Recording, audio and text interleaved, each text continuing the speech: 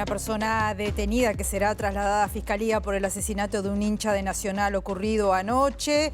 Ayer en la concentración en la sede por la celebración del aniversario del Club Nacional de Fútbol fue asesinado un hincha y balearon a otras dos personas. El fallecido no fue identificado hasta el momento. Los hombres baleados tienen 23 y 34 años. Nacional está evaluando por estas horas suspender las celebraciones en el marco del Mayo Tricolor. Se está previendo hablar con las autoridades de la policía en las próximas horas para evaluar qué es lo mejor en este sentido. Y el presidente de Nacional, Alejandro Balbi, lamentó los trágicos sucesos y se puso a disposición de la policía y de la Fiscalía.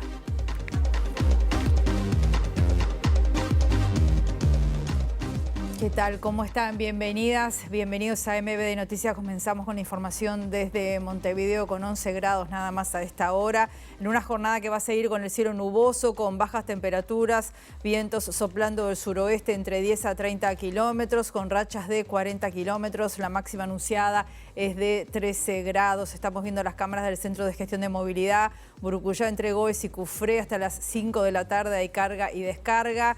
Cuchilla Pereira entre César Mayo Gutiérrez y Camino Vilarón también hasta las 18 horas hay obras allí. Y en Joaquín de Salterán entre Ana Monterroso de la Valle y Rivera hasta las 19 horas hay trabajo de hormigonado.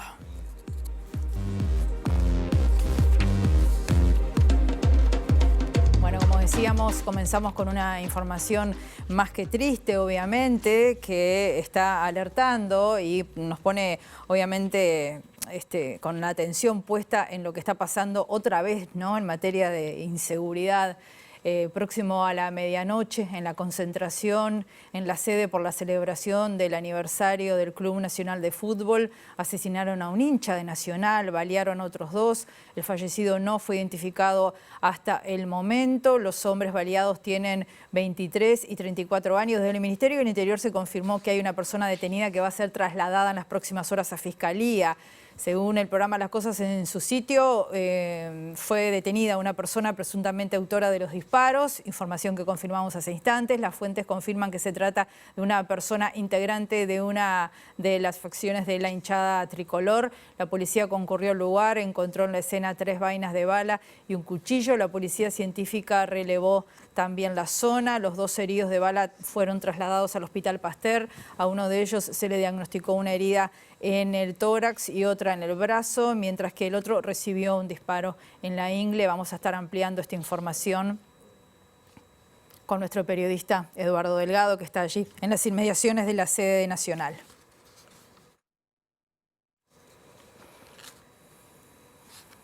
Vemos ahora otros títulos que se están destacando hasta ahora. Según surge de la pericia del celular de Gustavo Penades en una charla con un dirigente nacionalista, se habla de la denuncia falsa a Yamandu Orsi en 2023. El dirigente en cuestión también hablaba con Romina Celeste y le filtraba información a Penades. La expresidenta de la República, Lucía Topolansky, dijo que hay una inflación de plebiscitos que no es buena para el sistema político. Respecto a las internas del Frente Amplio, Topolansky reflexionó que Yamandu Orsi recoge más votantes en el interior que Carolina Cose. El senador nacionalista Javier García se refirió a la situación generada en la Facultad de Humanidades con la suspensión del curso del profesor Alberto Spetorowski. García lamentó que haya expresiones antisemitas y censura en la Universidad de la República. El Sindicato de Maestros de Montevideo convocó a un paro de 24 horas para este martes por una agresión que recibió una maestra de la Escuela República de Nicaragua del barrio Maroñas. El gremio de maestros y maestras se reunirá en asamblea a las 18 horas para evaluar futuros pasos a seguir. Tras el anuncio del cierre de la planta de las fábricas nacionales de cerveza en la ciudad de Minas, la Comisión de Trabajo y Seguridad Social de la Cámara Baja del Parlamento analizará la situación. El Fondo Monetario Internacional aprobó este martes la 8ª revisión del acuerdo con Argentina con elogios a la política económica del presidente Javier Milei y habilitó un desembolso de $800 millones que serán girados en las próximas semanas.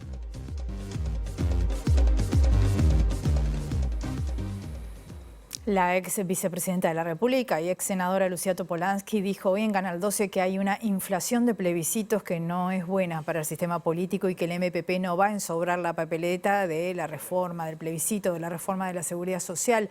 Respecto a las internas del Frente Amplio, Topolansky reflexionó que Yamandu Orsi recoge más votantes en el interior que Carolina Cose. Yo creo que el Frente tomó una decisión de libertad de acción y la tiene que mantener, sin lugar a duda. Tenemos distintas miradas, ¿sí? Nosotros el 6 de agosto, antes de que la Central Obrera se pronunciara, nos pronunciamos en un plenario nacional de nuestro movimiento y no estamos de acuerdo ni con la forma, es decir, reforma constitucional, ni con el contenido. Tampoco estamos de acuerdo con la ley vigente. Entonces nos recostamos en el 26 de marzo anterior, donde el Frente Amplio habló del diálogo social. Respecto a la interna del Frente Amplio, Topolansky dijo que en el interior Yamandu Orsi es más conocido que Carolina Cose y que por eso el MPP está trabajando fuerte en Montevideo, ya que la exintendenta cuenta con más conocimiento de la gente en la capital. Si miramos la línea del tiempo, por ahora ha estado siempre arriba Orsi en la línea del tiempo. Y si desagregamos Montevideo del interior, el interior, ni que hablar que está bastante más arriba Orsi, saco canelones porque... ¿Y qué sucede? Nosotros, la campaña en realidad empezó, campaña empezó ahora, nosotros nos estamos dedicando a Montevideo porque es natural que Montevideo conozca más a quien fue intendenta que al intendente Canelones. Es una obviedad. Según el presidente del Frente Amplio, Fernando Pereira, el precandidato nacionalista Álvaro Delgado estaba violando la ley electoral. Los dichos se refieren al aviso publicitario de 5 minutos estrenado el domingo en Canal 4 por parte del exsecretario de Presidencia. Es probable. Su compañero de coalición ha dicho cosas duras en el sentido de que es increíble lo que están gastando. No hay que tomarlo en broma. Es increíble la cantidad de miles de dólares que están gastando antes de la campaña interna, en un periodo de pre-campaña. Digamos, avisos de 5 minutos o de casi 5 minutos son avisos muy caros en los horarios centrales de los canales de televisión. Y además nos dicen cómo financian.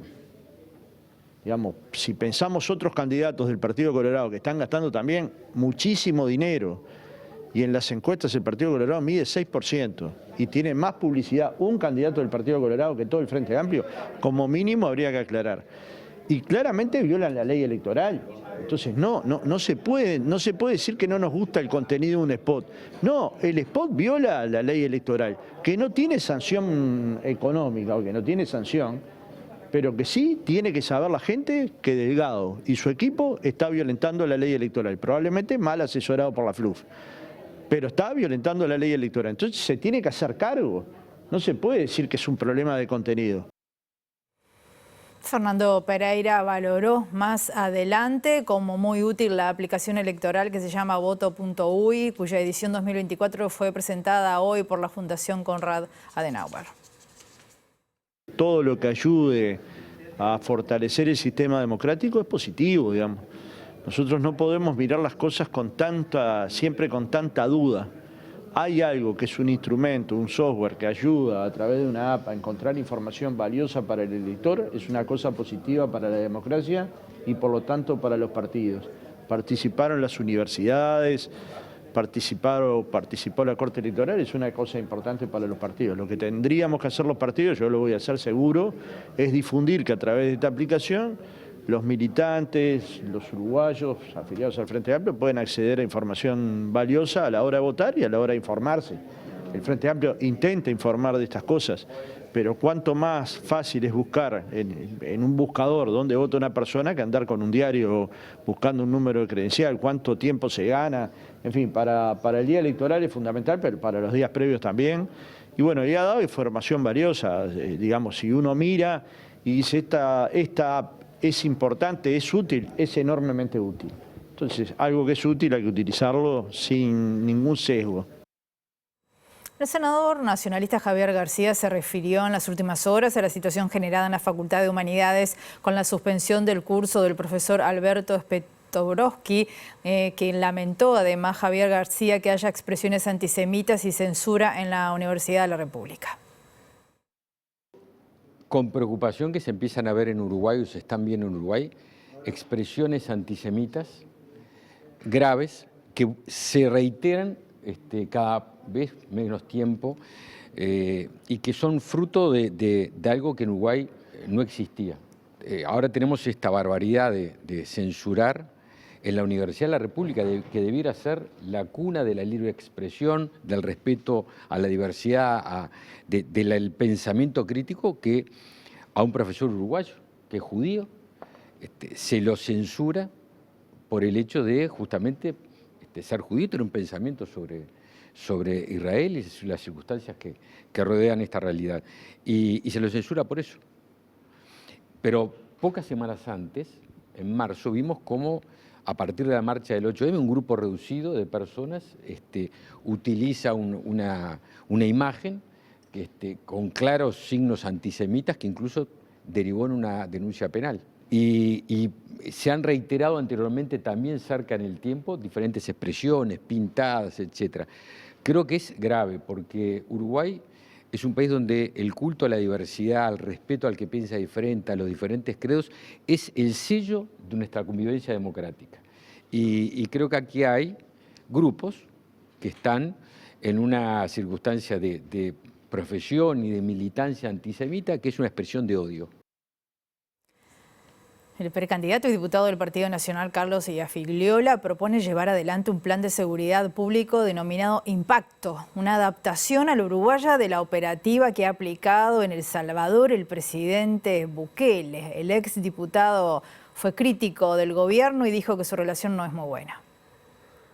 A mí me duele y me avergüenza el caso Astesiano, me duele y me avergüenza lo de Marcet, me duele y avergüenza cada una de las cosas que pasaron en nuestro gobierno que no debieron pasar, que son inmorales, que son delitos, me duelen y me avergüenzan. Y esto lo he dicho siempre y eso ha generado que a veces algún compañero del partido te manda algún mensaje, che, Carlitos, no sé qué. ¿Y cómo se lleva con el resto de los precandidatos blancos? No, con el resto de los precandidatos blancos en general bien. ¿Y con el presidente? Con el presidente más o menos. ¿Por qué? Y no sé, habría que preguntárselo a él, porque bueno, yo este proyecto que le presenté creí que lo iba a empujar, no lo empuja. Entonces yo en algunos lugares empecé a decir que duerme en un cajón. Y obviamente no le gusta. Yo le vengo pidiendo al presidente de la República, desde que se instaló el 1 de marzo del 2020, una reunión. Y todavía no la conseguí. Momento de recibir a nuestro primer móvil, nuestro periodista Eduardo Delgado. Buen mediodía, Eduardo. Bienvenido, adelante. Buen mediodía, Rosina, un gusto saludarte. Ayer en la noche se concentraron cientos de hinchas del Club Nacional del Fútbol en las inmediaciones de la sede de esta institución, aquí donde estamos en 8 de octubre y Jaime Civils. Hay estimaciones del propio club que hablan de unas 3.000 personas. Esto fue para celebrar los 125 años de este histórico Club Deportivo Uruguayo. Sin embargo, cerca de la medianoche hubo disparos mientras transcurrían los festejos que derivaron en un fallecido y 2 personas heridas. Se trata de 2 hombres de 23 y 34 años. Hay por lo menos un detenido, nos informaron desde el Ministerio del Interior, que declararía en horas de la tarde en la Fiscalía. Con un sabor agridulce por esto ocurrido, porque en una jornada de festejos hubo personas heridas, habló sobre lo ocurrido el presidente del Club Nacional del Fútbol, Alejandro Balbi. Sentimiento agridulce, debería ser una jornada de festejo, pero que claramente está empañada por los hechos que ocurrieron en la medianoche, madrugada de hoy, que lamentamos profundamente, como lo dije recién en la conferencia. Las condolencias de la familia de las personas fallecidas o heridas, no tenemos mayores detalles de lo sucedido. Y bueno, también como he manifestado, más allá del hecho luctuoso, eso no puede borrar con el codo lo que esta rica institución ha construido durante sus proficuos 125 años y más allá de Por supuesto, destacar este hecho lamentable. Si hay un muerto es porque hay un asesino. Y hasta lo que yo sé, cuando hay un homicida es un delincuente. Salvo que se pruebe que hay sido un hecho culposo y que, bueno, que fue un hecho que no tuvo intención de matar, pero cuando hay un herido de muerte y 2 heridos leves, aunque fuere, creo que indudablemente ahí se violentó la ley. ¿El club se contactó con el Ministerio del Interior? Todavía no. ¿Y lo va a hacer? Seguramente me voy a comunicar con el ministro en el correr del día. Agregar, Rosina, que la directiva del Club Nacional de Fútbol analizará en las próximas horas si mantiene o suspende los llamados Mayo Tricolor, que es festejos que habrá sobre todo el día sábado en el Parque Central, para lo que ya hay contratado varios artistas, tanto nacionales como internacionales, y muchas entradas vendidas. Esto ocurriría después de un contacto que prevén tener con el ministro del Interior, Nicolás Martinelli. Muchas gracias, Eduardo. Nosotros ahora vamos a recibir a nuestro periodista Gustavo Vila para hablar en su columna de Ciencia, Tecnología e Innovación. Hoy vamos a hablar de un tratado muy importante que se ha firmado en materia de patentes. ¿Cómo estás, Gustavo? ¿Cómo estás, Rosina? Buen día. Resulta que, sin buscarlo, estamos prácticamente al borde de lo que es una sesión en la Cámara Baja, en la que se va a definir, en primer término, si se discute o no en la jornada de hoy la media sanción a la adhesión de Uruguay al Tratado Internacional de Protección de Patentes, un tratado muy viejo, originado en el año 1970, y que, sin embargo, muchas naciones, y estoy hablando sobre todo de la región, Argentina, Brasil, Paraguay, Uruguay y otras, no han adherido aún, porque esto tiene implicancias muy profundas. Por un lado, las positivas, las que tienen que ver con la posibilidad de los generadores de ideas, de invenciones, de desarrollos novedosos, de proteger su propiedad intelectual, pero también generaría altos costos y problemas, eso es por lo menos lo que se dice, para un sector de la industria nacional. La idea es conocer un poquito más por qué este tratado es importante y sobre todo tomar en cuenta que el Frente Amplio, si bien en un primer término decidió no acompañar esta votación en sala, tiene un escenario dividido en su interior porque algunos legisladores han manifestado que están de acuerdo y se supo en las últimas horas que incluso la precandidata a la presidencia, la ingeniera Carolina Cose, dijo que Uruguay debería aprobar y firmar de una buena vez este tratado. Pero para entender qué implica y cuál es la importancia, qué es lo positivo y lo negativo de todo esto, le agradecemos mucho estos minutos al director nacional de Innovación, Ciencia y Tecnología, que depende del Ministerio de Educación y Cultura, Alberto Majó. Alberto, bienvenido a MBD Noticias. Buenos días, ¿cómo están? ¿Qué tal? Muchas gracias. Gustavo. Alberto, tú eres una de las personas que dentro del ámbito del Poder Ejecutivo ha estado trabajando en este tema y que incluso hasta a título personal han manifestado la importancia de que Uruguay adhiera a este tratado. ¿Por qué deberíamos considerar esto como algo positivo para el sector innovador, creador de conocimiento en Uruguay? Antes que te conteste sobre ese punto, en la introducción te quería hacer una pequeña corrección. Sí, claro. Brasil es adherente del Tratado de Patentes desde los inicios, desde que se fundó.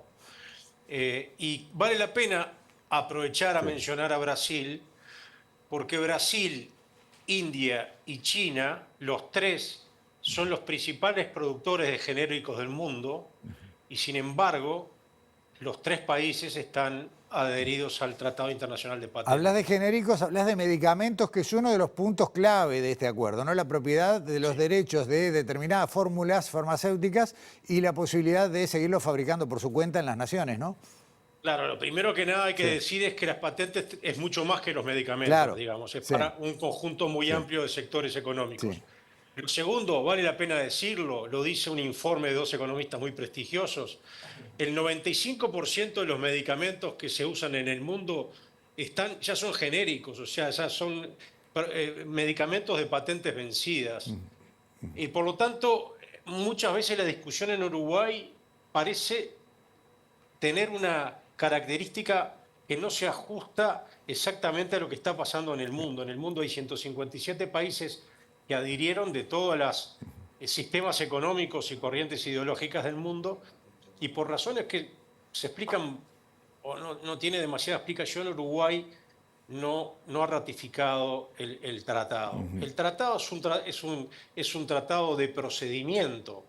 Es un sistema en el cual uno se adhiere a un mecanismo internacional donde se le permite a un inventor, a una institución, a un emprendedor, a una empresa, registrar en un país asociado y pedir una prioridad hasta que tiene hasta 30 meses, que es más lo que tenemos ahora por no estar adheridos, para luego tomar la decisión de registrarlo efectivamente en los países que a mí me interese hacerlo. Es decir, a nadie en ningún país del mundo se le ocurre registrar patentes en los 157 países. Lo que hacen es eligen luego en qué países, en qué mercados trabajar y protegerse, y muchas veces, especialmente en países pequeños como el nuestro, lo hacen a través de socios. Lo que está sucediendo hoy es que los inventores, los investigadores, las instituciones, para hacer una protección de una patente, tienen que hacerlo por la vía oblicua, es decir, o alguien que tiene un pasaporte que no es, que es de un miembro del tratado, busca un domicilio o busca un socio con domicilio para poder hacer el proceso simplificado. De lo contrario, lo que tiene que hacer es presentar en varias oficinas, con los costos y los trámites que significan los inicios de los trámites de las patentes. Correcto. Para instituciones como el Pasteur, por ejemplo, que acaba de lanzar un primer sistema de financiamiento de emprendimientos para globalizar las invenciones que están surgiendo de sus grupos de investigación, y que hace unas semanas presentó 4 casos. Es una facilidad que tienen esos inventores para poder de una manera simplificada poder registrar y además tener un retorno en base a evaluaciones que hacen las oficinas especializadas del mundo para luego poder adoptar una estrategia de patentamiento efectivo. Es un sistema de procedimiento, no hay patentes internacionales. Entonces, ahí me parece que es importante tener claro la importancia que tiene para el Uruguay el adherir al tratado. Pero además, es importante por la imagen del país. Es importante porque buena parte de los acuerdos comerciales internacionales toman como exigencia o toman como dato el si estás o no adherido al Sistema Internacional de Patentes. Ahora, Alberto, esta sería la mirada positiva y es claro que quien tiene el trabajo, la tarea de crear conocimiento nuevo y de trasladarlo, en definitiva, al último eslabón, que es que llegue a la gente, va a tener ahí una protección y la posibilidad, bueno, de recibir lo que corresponde por haber inventado algo. El ejemplo siempre más claro es el tema de la salud, pero aplica a cualquier invención de carácter tecnológico. Pero también quienes se oponen señalan, bueno, que esto traería, y otra vez vuelvo a tomar el ejemplo de la salud, sobrecostos o tener que pagar por algo que hoy no se paga y que en definitiva terminaría dañando la manera, y vuelvo otra vez al tema de la salud, por ejemplo, el costo de la medicación a la que uno accede cuando haya que afrontar además los costos de patentes. Antes que nada, el costo de los medicamentos para las personas en el total del costo de la salud no supera el 10% de los gastos en salud. Entonces, también es importante dimensionar de lo que estamos hablando. Eso en primer lugar. En segundo lugar, los costos de los medicamentos no tienen una exclusiva relación con el tema de las patentes. Hay otro conjunto de aspectos que hacen al tema de los costos y de los precios de las patentes. Por alguna razón es que hay 157 países que están adheridos. El sistema de patentes lo que es un sistema de incentivos para darle un derecho de privilegio de uso al inventor y que en todo caso lo que eso genera son estímulos para seguir invirtiendo en investigación y desarrollo. Además, conviene decir que el mercado uruguayo no es un mercado atractivo para las empresas multinacionales. O sea, somos 3 millones de eventuales consumidores. Las grandes multinacionales no precisan el PCT y no creo que sea demasiado interesante el mercado uruguayo. Entonces, estamos como una especie de realismo mágico de la discusión sobre este tema. Excelente. Y yo creo que es importante que esto es una oportunidad para la comunidad científica, para los investigadores y los ingenieros.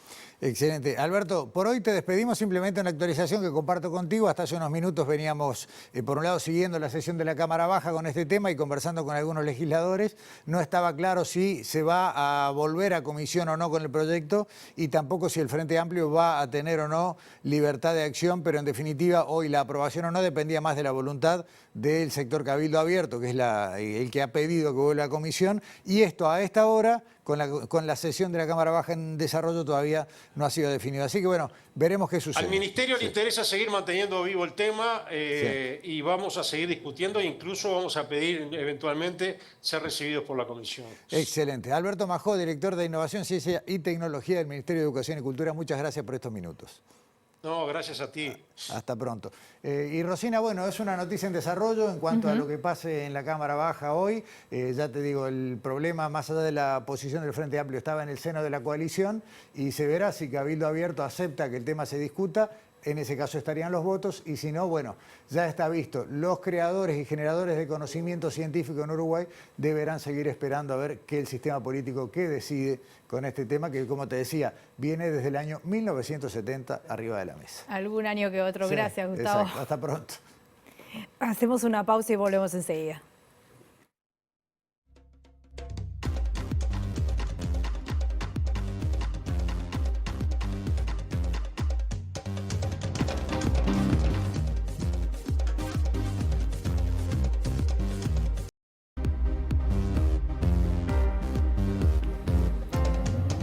Segundo bloque de MB de Noticias, continuamos con información con 11 grados a esta hora en Montevideo. El periodista Eduardo Preve publicó hoy que según surge de la pericia del celular del ex senador Gustavo Penades, en una charla con un dirigente nacionalista se habló de la denuncia falsa Yamandu Orsi en 2023. El dirigente en cuestión también hablaba con Romina Celeste y le filtraba información a Penades.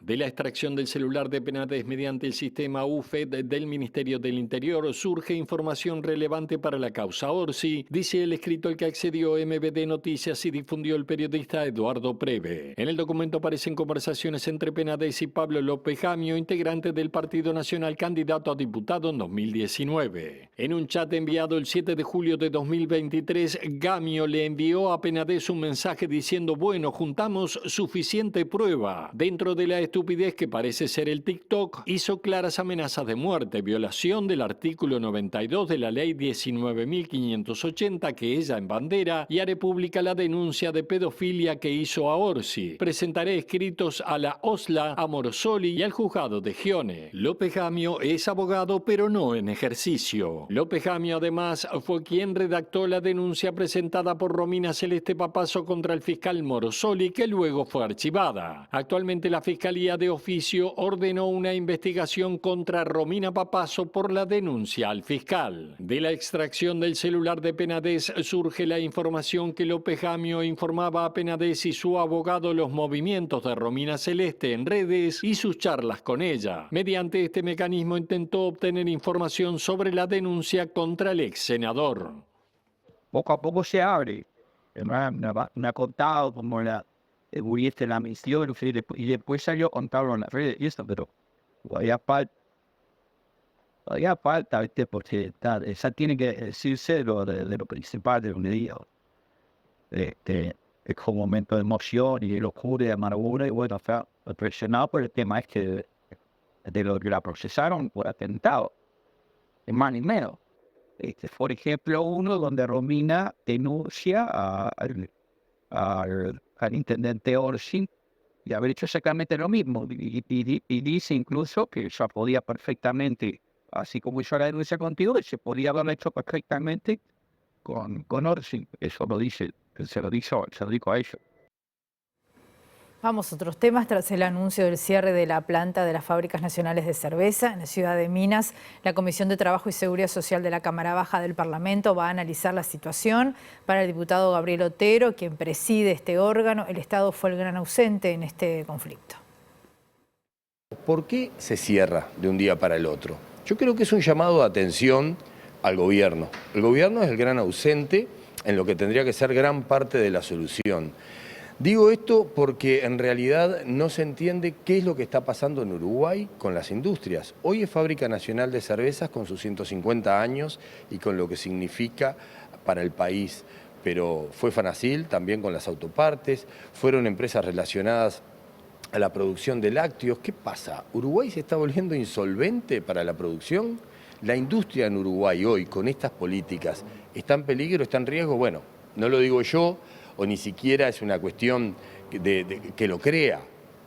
Es la Cámara de Industrias la que lo está diciendo. Hoy la Cámara de Industrias sacó un comunicado con una profunda preocupación sobre la situación en Uruguay. Entonces, tenemos que dar respuesta rápidamente desde el sistema político. El Parlamento ya lo hizo.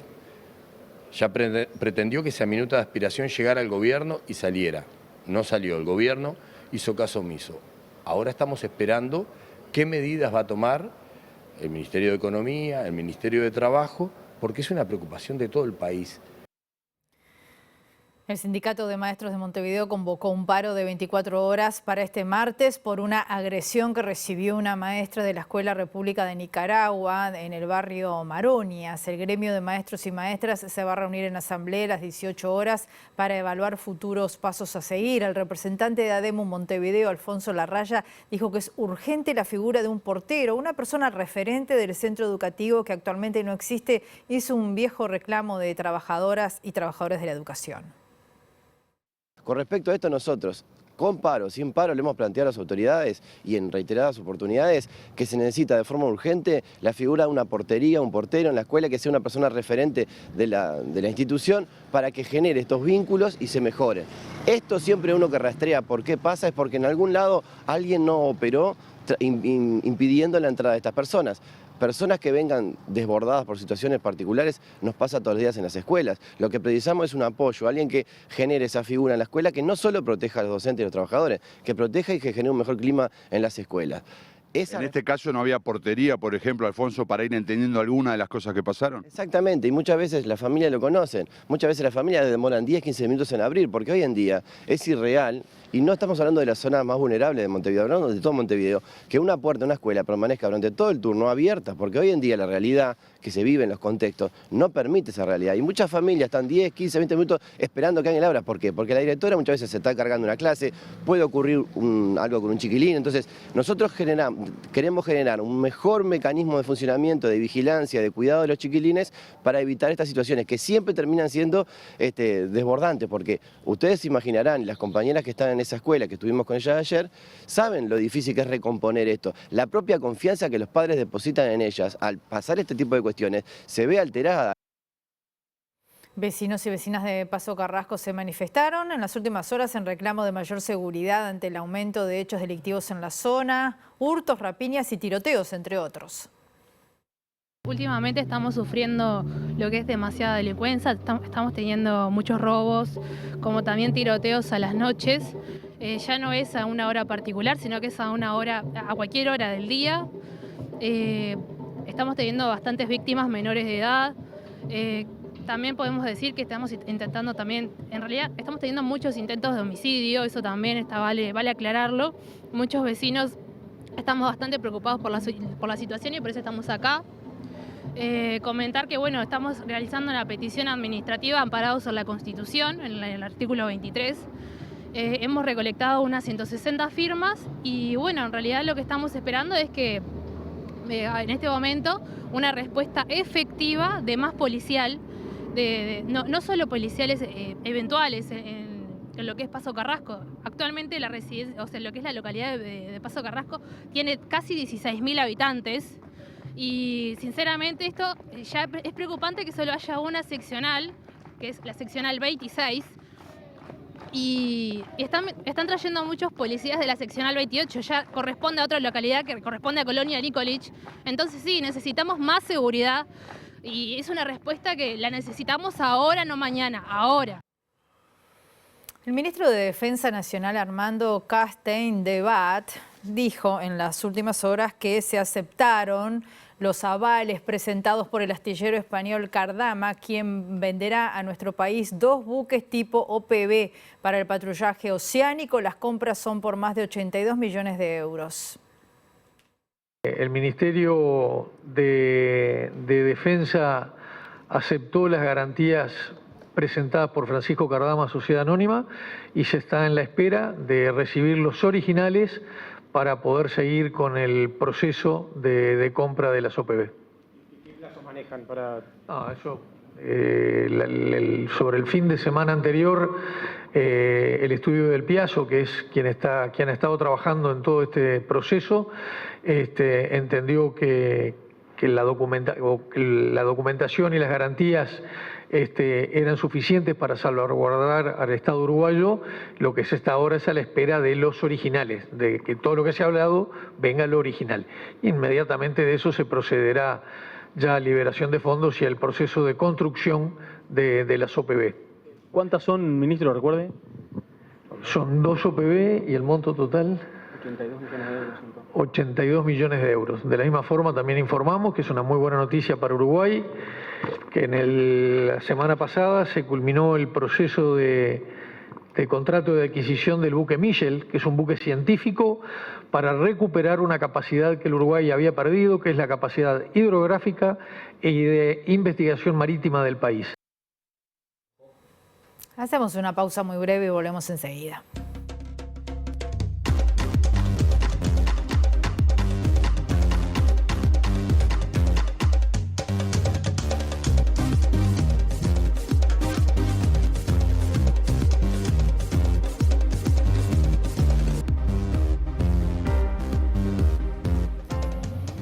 Último bloque de MBD Noticias, continuamos con información y se presentó el primer bono de impacto social en Uruguay. Es una iniciativa conjunta del MIDES con el Ministerio de Educación y Cultura, INEFOP, el BID y el Programa de Naciones Unidas para el Desarrollo. Se trata de un instrumento nuevo para financiar políticas sociales con inversiones privadas. Que adelantan el dinero para que un proveedor social lleve adelante una intervención social. Y el Estado luego entra cuando se cumplen los resultados previamente acordados, medibles y verificados. Entonces es un nuevo tipo de contrato que justamente se basa en alcanzar los resultados para desembolsar ese recurso. Si los resultados no se alcanzan, el Estado no paga. Esa es la innovación de este instrumento y por primera vez se va a alargar este bono acá en Uruguay, como ya hay en el resto del mundo. Este bono que estamos largando ahora como el primer bono de impacto, lo que hace es apuntar a la formación dual y financia lo que es Ánima, Bachillerato Tecnológico, que financia a una generación de 50 jóvenes de contextos vulnerables que hacen cuarto, quinto y sexto y que hacen educación y trabajo. Entonces los indicadores que vamos a establecer para liberar los pagos son aprobación del ciclo educativo, graduación y luego si tras el año de haber salido consiguieron un empleo y lo sostuvieron por 4 meses o más o si continuaron a la educación terciaria. Esos son los indicadores que van liberando los pagos a los inversores. Según el último informe del SINAE, son 9 los departamentos que están registrando personas desplazadas por las lluvias de los últimos días. Artigas, Cerro Largo, Durazno, Paysandú, Rocha, Salto, Soriano, Tacuarembó y 33. A nivel país permanecen 2.845 personas desplazadas de sus viviendas, 590 evacuadas y 2.255 autoevacuadas. El Instituto de Cultura Uruguayo Brasilero organizó la campaña Uruguay Colecta. Esto es para enviar donaciones hacia Río Grande del Sur. Se reciben donaciones hasta las 4 de la tarde de hoy. Principalmente están necesitando artículos de higiene, pañales, elementos de limpieza. Hicimos una gran colecta, se llama Uruguay Colecta, ¿no? Para ayudar a la gente de Río Grande del Sur que está pasando por esa situación muy complicada, muy difícil con las inundaciones que sufrieron la semana pasada y siguen sufriendo durante esta semana. Coméntame, ¿cuáles son los materiales que están juntando aquí en este momento? Estamos juntando ropas de invierno sobre todo, agua, comida y o sea, todo el tipo de ayuda, pañales, o sea, productos de higiene. Entonces es una gran colaboración del pueblo uruguayo con los hermanos de Río Grande del Sur. Y contame, ¿cuál va a ser la logística para llevar esto hacia estas ciudades? Primero, una empresa llamada Granje Construcción y Mantenimiento nos va a ayudar con toda el transporte hasta Turil Cargo, que lleva hasta la frontera, Rivera y Santana del Livramento, todas las donaciones que tenemos acá. ¿Cuáles fueron las necesidades que les han expresado los, como ustedes dicen, hermanos de Río Grande do Sul, de las necesidades que tienen en este momento?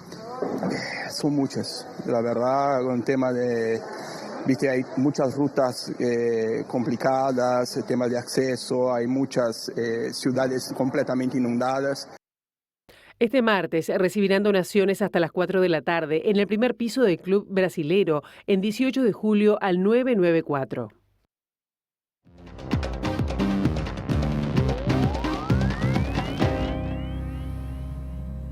En las últimas horas, grandes extensiones de la ciudad entrerriana de Concordia, en Argentina, quedaron bajo agua. Las inundaciones por la crecida del río Uruguay obligaron a evacuar por lo menos 167 familias, 568 personas, entre ellos mayores, menores, y están esperando que todavía el agua suba más.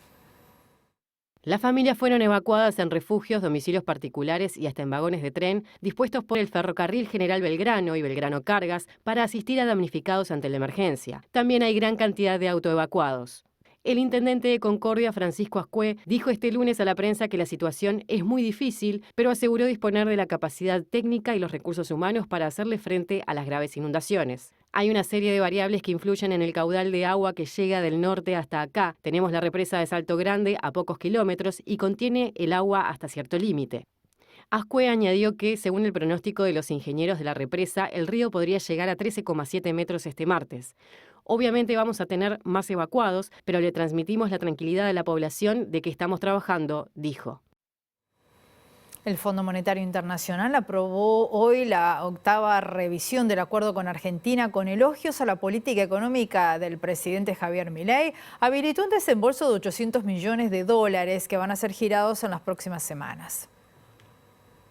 La aprobación de las metas fijadas por el Fondo Monetario Internacional para el primer trimestre del año por Argentina fue oficializada mediante un comunicado, indicando que el personal técnico del organismo y las autoridades argentinas alcanzaron un acuerdo a nivel de personal sobre la 8ª revisión en el marco del servicio ampliado del Fondo de Argentina. La luz verde para el préstamo de 800 millones se terminará de activar en las próximas semanas cuando el directorio del Fondo Monetario Internacional se reúna para liberar los fondos sobre la base de una serie de condiciones, entre ellas que continúen realizándose esfuerzos y manteniendo el horizonte de la equidad de la consolidación fiscal y afinar los marcos de política monetaria y cambiaria. También le pidió atender los cuellos de botella para el crecimiento que viene en picada desde el 10 de diciembre, cuando el presidente Javier Milei asumió la presidencia. Sobre la base de unos resultados mejores de lo esperado, todos los criterios de desempeño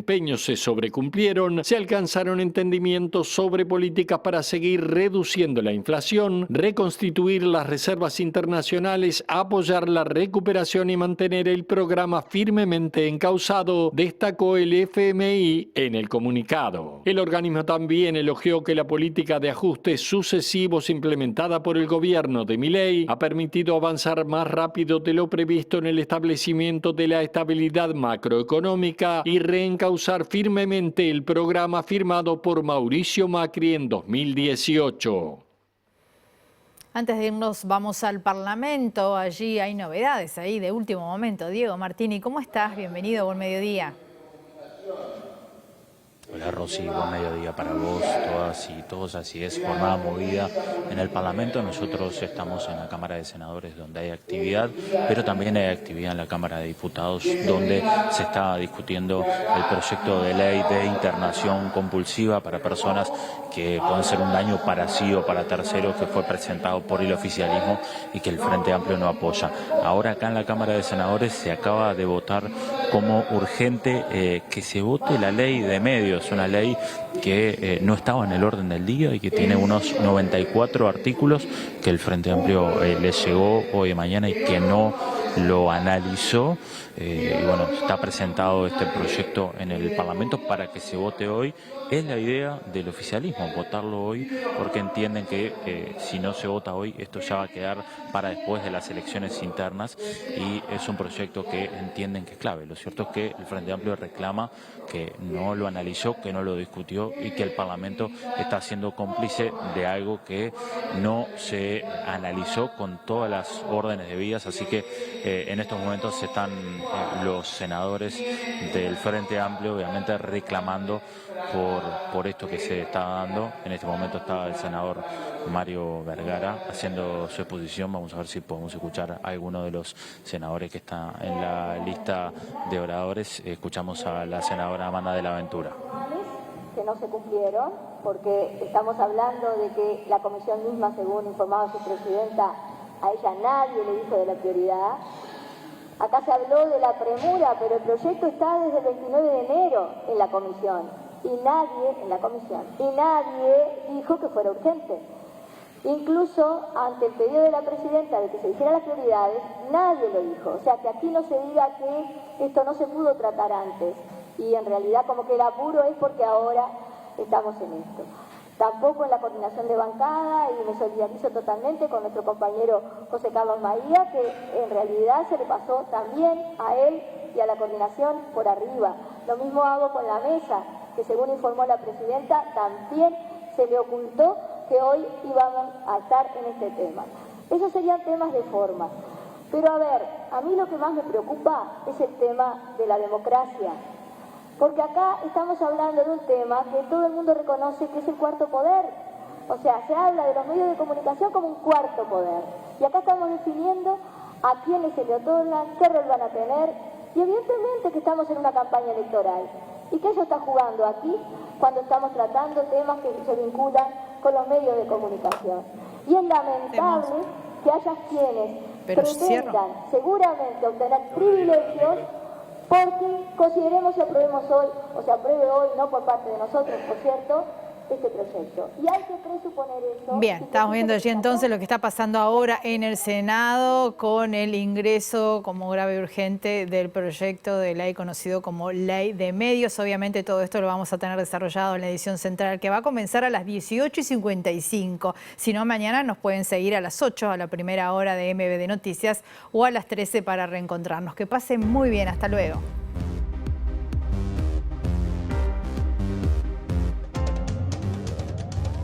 Según surge de la pericia del celular de Gustavo Penades en una charla con un dirigente nacionalista, se habla de la denuncia falsa a Yamandu Orsi en 2023. El dirigente en cuestión también hablaba con Romina Celeste y le filtraba información a Penades. La expresidenta de la República, Lucía Topolansky, dijo que hay una inflación de plebiscitos que no es buena para el sistema político. Respecto a las internas del Frente Amplio, Topolansky reflexionó que Yamandu Orsi recoge más votantes en el interior que Carolina Cose. El senador nacionalista Javier García se refirió a la situación generada en la Facultad de Humanidades con la suspensión del curso del profesor Alberto Spetorowski. García lamentó que haya expresiones antisemitas y censura en la Universidad de la República. El Sindicato de Maestros de Montevideo convocó a un paro de 24 horas para este martes por una agresión que recibió una maestra de la Escuela República de Nicaragua del barrio Maroñas. El gremio de maestros y maestras se reunirá en asamblea a las 18 horas para evaluar futuros pasos a seguir. Tras el anuncio del cierre de la planta de las fábricas nacionales de cerveza en la ciudad de Minas, la Comisión de Trabajo y Seguridad Social de la Cámara Baja del Parlamento analizará la situación. El Fondo Monetario Internacional aprobó este martes la 8ª revisión del acuerdo con Argentina con elogios a la política económica del presidente Javier Milei y habilitó un desembolso de $800 millones que serán girados en las próximas semanas.